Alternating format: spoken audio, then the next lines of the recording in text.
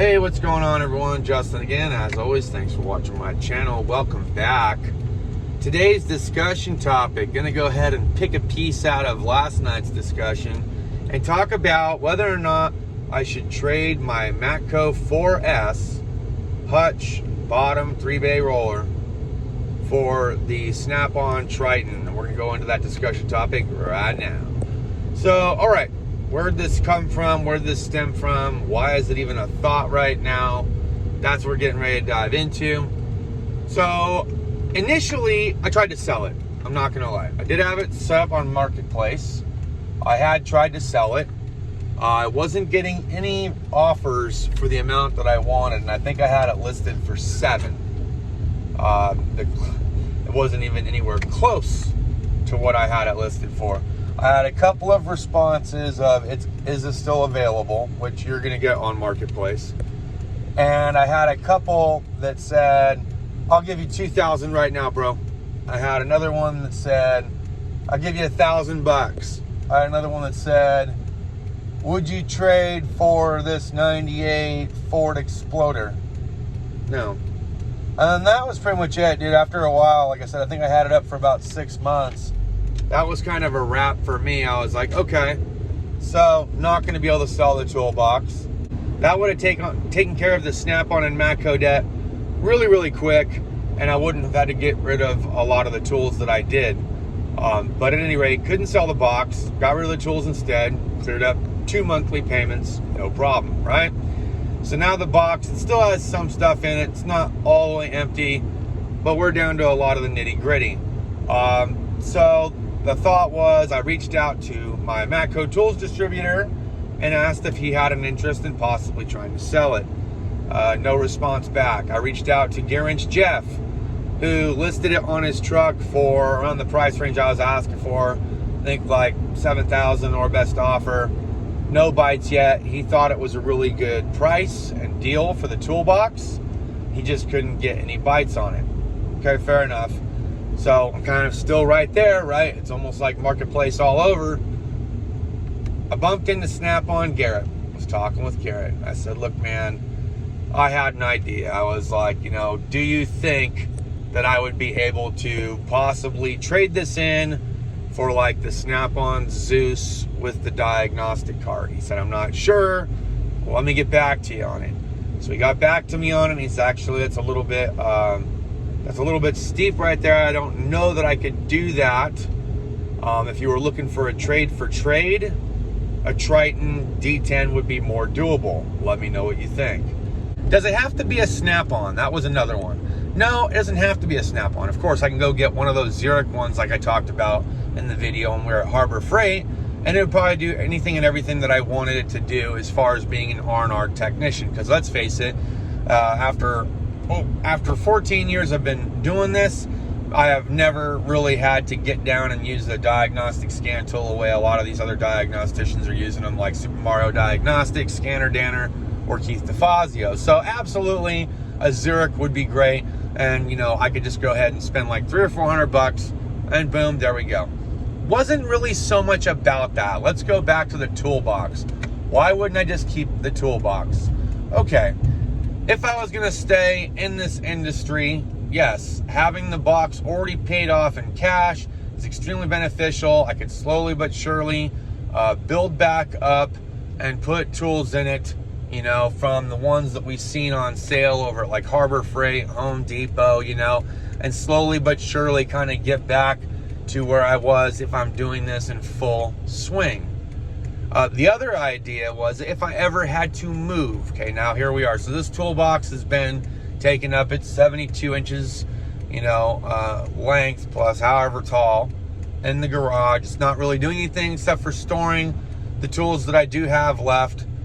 And, you know, thinking about it as a whole, think about how well and how proficient I was as an R&R tech at Ron's Automotive when I was in my prime. I say, well, my prime, that was my prime, right? Well, I was very proficient, banging out vehicles left and right, cylinder head jobs, engine jobs, transmission jobs, all of the full drawer service card. That was my be-all, end-all. That's really all that I needed to perform, right? So yeah, the box is paid off, but think about its size. I have to call a tow truck if I ever want to move it to whatever shop. There's been times that I've paid for it to get towed, and there's been times where the dealership or the independent shop was willing to tow it to their establishment. Either way, it's a little bit of a hassle. It's a fiasco.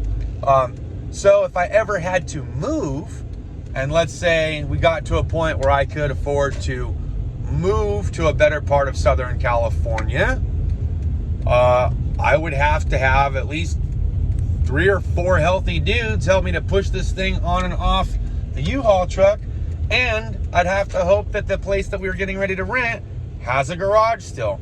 That doesn't mean that I'm going to have a garage available. I might end up stuck in an apartment, which we talked about in the video, or I'm not going to be able to push this thing up a flight of stairs or 2 flights of stairs, you know? So, which brings us to one of our final comments. Time to get out of California, homie. It's getting to be expensive. Obviously, the geographical location is not a good fit for you and your family financially. I wish you would just leave California. And believe me, ladies and gentlemen, boys and girls, children of almost all ages will tell you, yes, I have thought about leaving California extensively, more and more than you'd ever think. And I never thought I'd say that, because it took me many of years to finally get back to a place that I love and hold dear in my heart. I really do. But you're not wrong. Economically, financially, it is incredibly difficult to try to afford to live any kind of a lifestyle in California. And unless you've got it all locked in, you got a really good paying job. I mean, heck, unless you or your spouse are both working, it's tough, man. It really is. I'm not gonna lie. I got some things though. Here's the deal. If I move out of California, I know what that means. First and foremost, know what that means for my wife and I. Okay. Sorry about that. I was kind of losing my grip. It's like 98 degrees, and I was trying to turn the AC down low so you guys can hear me better. But no, look, I've been a part of my daughter's life her entire life. You know what I mean? I've been very proactive and involved in her life when it comes to her athletic development, when it comes to education. You know what I mean? I helped her to tie her shoe, you know, stuff like that. I still want to watch her grow and be a huge part of her life, and I don't know that I'm ready to sacrifice that yet. Like, materialistic things can come and go. I'm hip to that, but I don't think that I'm ready on the inside to let that relationship get pushed to a distance that would reduce the amount of time that I have with her, we have with each other. Another thing is that right now my wife currently, like, all of her babies, all of her kids, all finally live within the same exact reachable area and location, and her oldest ones drive and come see her and stuff like that and stay with her, and then they take off and go back to where they're at to go back to their jobs and stuff, and they're able to see their little brother and everything. You know, she's got close friends that she very much enjoys seeing, you know, that stop by. If they don't stop by every day, it's almost every day. She's got family as well, you know what I mean? My family's mixed between Southern California and Oregon. So if I was even to move up back to Oregon, at least I'd have family, but she would not. So I've taken that into consideration, and having to, like, pick up, move, and jump state and then try to figure it out is, it's a lot. Okay, it's a lot more into it than just picking up and moving.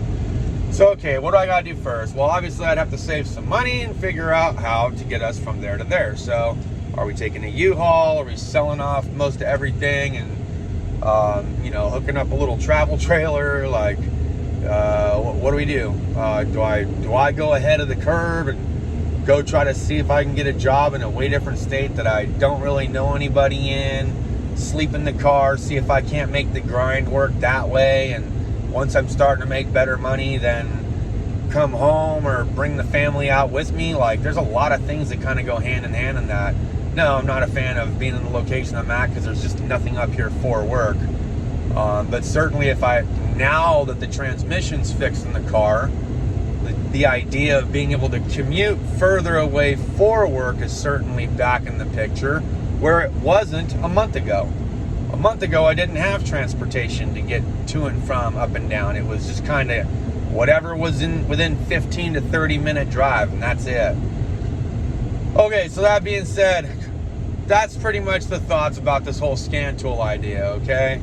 1, it was an idea. 2, no, I'm not all the way sold on whether or not I'm actually going to trade it in for the Triton. 3, at least if I traded it in for the Triton, I would have something that was relatively close to the amount that I was going to try to get for the Toolbox. 4, if I ever had to move, I wouldn't have to worry about transporting this big old box to wherever it is that I go. 5, I know how to operate out of a service cart, and I believe I can still be a kick butt R&R tech out of a service car without having a huge, double bay or triple bay Matco 4S. 5, it was nice while it lasted. Easy come, easy go, okay? A lot of things I'm kind of taking into consideration. 6, I may very well decide to sell it again. I may decide to relist it and just see what happens. All of which I've made no decisions. Yes, of course, the hamster is turning. Yes, I am trying to decide, am I back? Am I not back? It seems like I need to get back. Yes, I've tried and I've exhausted other positions and other jobs, and it just hasn't panned out so far. So yeah, to kind of quote John Wick, yeah, everyone keeps asking me if I'm back.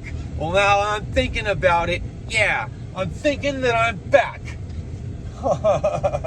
It just kind of feels like that right now, It's like, yeah. Right, so I think then that'll pretty much wrap up today's video. I know it seems a little kind of chaotic. I'm a little all over the place. I agree with that. I think there's just been a lot of stress lately. I've been having a very difficult time trying to deal with it and manage it. And I appreciate all the comments. You know what I mean? I really do. You guys have been awesome. Most of you anyways. Some of you are a little cold-blooded, not gonna lie. Some of you are cold-blooded all to hell. That's all I can really say about that, man.